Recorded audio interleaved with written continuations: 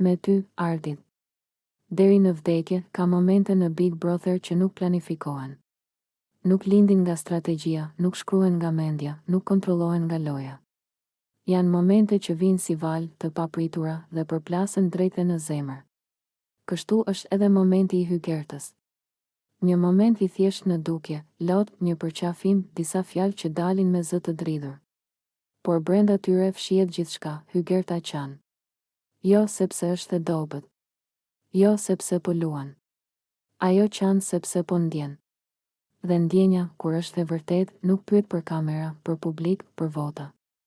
Ajo vjen dhe të rëzon, të zhvesh, të lë pa mbrojtje, me ty, Ardit. Deri në vdekje. Nuk janë fjalë të thëna lehtë. Nuk janë fjalë që thuhen për efekt. Janë fjalë që dalin nga një shpirt që ka frikë. Frikë jo nga loja, por nga humbja.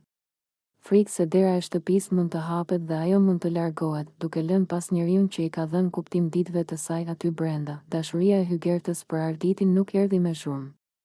Nuk ishte shpërthyese. Erdhi ngadalë, në heshtje, në shikime të gjata, në biseda të vona, në praninë e tij që u bë stre. Ai u kthye në vendin ku ajo ndihej e sigurt, edhe kur gjithë shtëpia ishte në kaos, por sonte, kjo siguri dridhet, frika e eliminimit është reale. Ajo ndihet në ajër, në muret e shtëpisë, në çdo frymëmarrje të hygertës. Dhe kur frika takon dashurinë, ndodh ajo që ndodhi sonte, ajo e shtrëngon Arditin fort. Jo si përqafim i zakonshëm, por si një lutje pa fjalë. Si një mos më lër. Si një nëse duhet të iki, dua të iki nga krahët e tu, lotët i rrjedhin pa kontroll. Nuk janë lot dramatik. Janë lot të vërtet.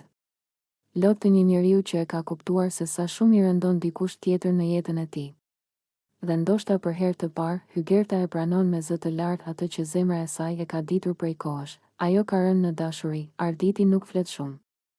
Dhe ndoshta pikërisht kjo e bën praninë e tij më të fortë. Ai e mban. E dëgjon. E lejon të qajë. Nuk i premton gjëra të mëdha. Nuk e ushqen frikën, por as nuk e mohon ndjenjen. Ai është aty. Dhe për hygertën, kjo mjafton, në një lojë ku gjithçka është e përkohshme, ku njerëzit vinë e ikin, ku marrëdhëniet shpesh ndërtohen për kamera, kjo lidhje duket ndryshe. Sepse nuk ka nevojë për shpjegim. Ajo shihet. Ndihet. Jeton në mënyrën se si ajo e shtrëngon, sikur ta mbajë të lidhur me jetën e saj, deri në vdekje nuk është premtim për të ardhmen. Është deklaratë e momentit. Është mënyra e hygertës për të thënë, kjo që ndjej është e vërtetë, edhe nëse zgjat pak.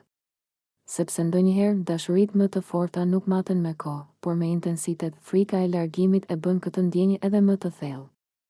Sepse ajo e di që nëse del nga Big Brother, asgjë nuk do të jetë njësoj. Distanca, realiteti, jeta jashtë, të gjitha janë të panjohura. Dhe pikërisht kjo e bën momentin kaq të dhimbshëm, por edhe kaq të bukur. Sonte, hygerta nuk është thjesht një banore.